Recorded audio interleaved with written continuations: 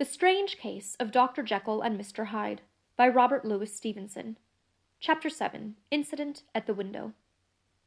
It chanced on Sunday, when Mr. Utterson was on his usual walk with Mr. Enfield, that their way lay once again through the by-street, and that when they came in front of the door both stopped to gaze on it. "Well," said Enfield, "that story's at an end, at least. We shall never see more of Mr. Hyde." "I hope not," said Utterson. "Did I ever tell you that I once saw him, and shared your feeling of repulsion?" "It was impossible to do the one without the other," returned Enfield. "And by the way, what an ass you must have thought me, not to know that this was a back way to Dr. Jekyll's. It was partly your own fault that I found it out, even when I did."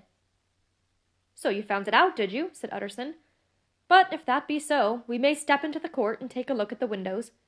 To tell you the truth, I am uneasy about poor Jekyll, and even outside, I feel as if the presence of a friend might do him good."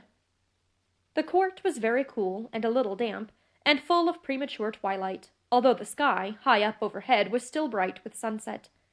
The middle one of the three windows was halfway open, and sitting close beside it, taking the air with an infinite sadness of mien, like some disconsolate prisoner, Utterson saw Dr. Jekyll.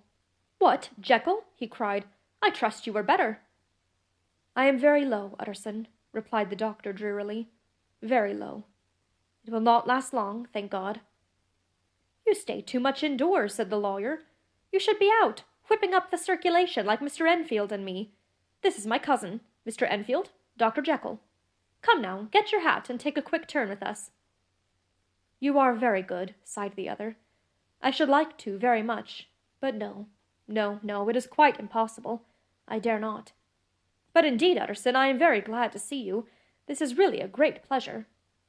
I would ask you and Mr. Enfield up, but the place is really not fit." "Why, then," said the lawyer good-naturedly, "the best thing we can do is to stay down here and speak with you from where we are." "That is just what I was about to venture to propose," returned the doctor with a smile. But the words were hardly uttered before the smile was struck out of his face and succeeded by an expression of such abject terror and despair as froze the very blood of the two gentlemen below.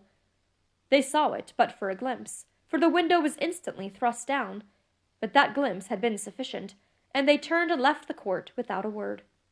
In silence, too, they traversed the by-street, and it was not until they had come into a neighboring thoroughfare, where even upon a Sunday there were still some stirrings of life, that Mr. Utterson at last turned and looked at his companion.